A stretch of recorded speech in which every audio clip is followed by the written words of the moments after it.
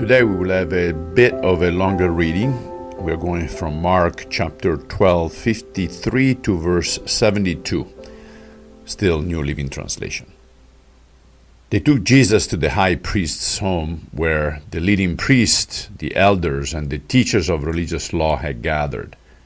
Meanwhile, Peter followed him at a distance and went right into the high priest's courtyard. There he sat with the guards, warming himself by the fire. Inside, the leading priest and the entire high council were trying to find evidence against Jesus so they could put him to death. But they couldn't find any. Many false witnesses spoke against him, but they contradicted each other.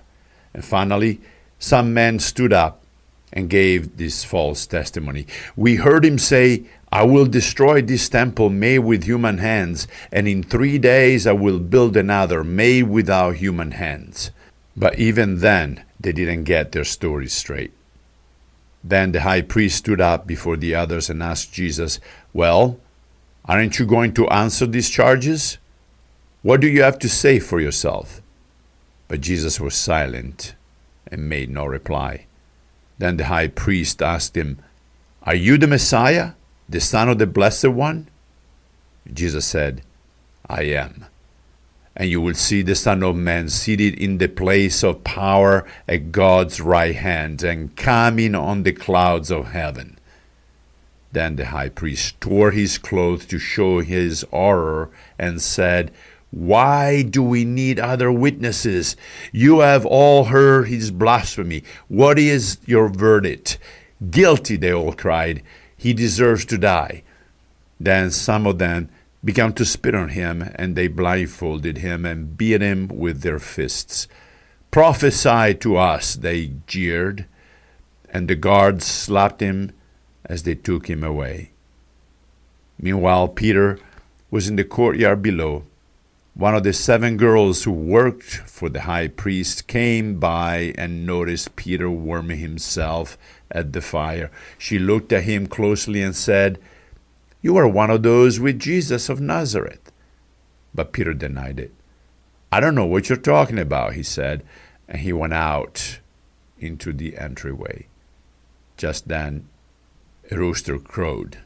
When the servant girl saw him standing there, she began telling the others, "This man is definitely one of them." But Peter denied it again. A little later, some of the other bystanders confronted Peter and said, "You must be one of them because you are a Galilean." Peter swore, "A curse on me if I'm lying. I don't know this man you're talking about." And immediately the rooster crowed the second time. Suddenly Jesus' words flashed through Peter's mind.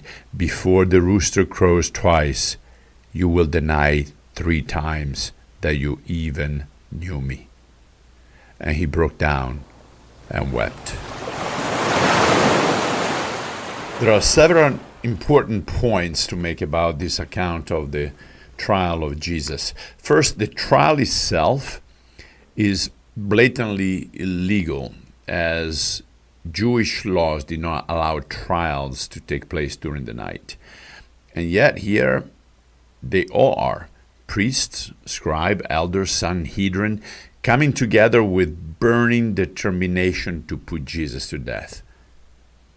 Since they have no truthful testimonies, they resort to false witnesses. And Jesus had previously talked about the destruction of a temple, but he was clearly referring to his own body. Now his accusers are trying to make him a terrorist who's threatening their place of worship. Unfortunately, corrupt judges are present even today.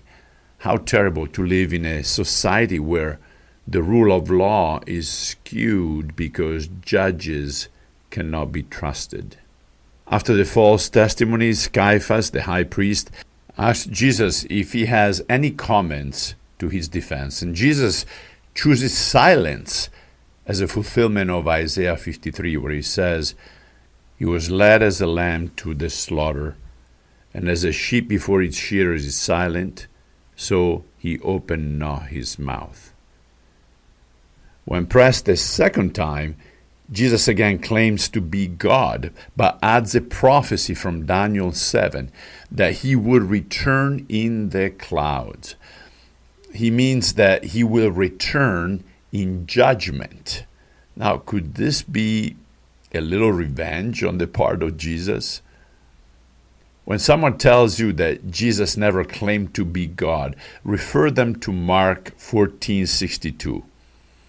It is revolting to see the reaction of the guards who have no authority and join in the mocking for the sake of power. How could Jesus bear so much humiliation for you and for me? It should make us cringe that people are so resistant to the gospel and mock Jesus. The account of Peter's denial must have come from him directly, since he's sharing his vulnerability, his weakness, his remorse in a very transparent way, and we can definitely empathize with him. Often we mean well, but succumb to our weakness. And Peter at least repented, unlike Judas, who only felt remorse. Reflection. The next time you're overcome with temptation, remember the humiliation he suffered so that you and I could be set free. I leave you quietly today.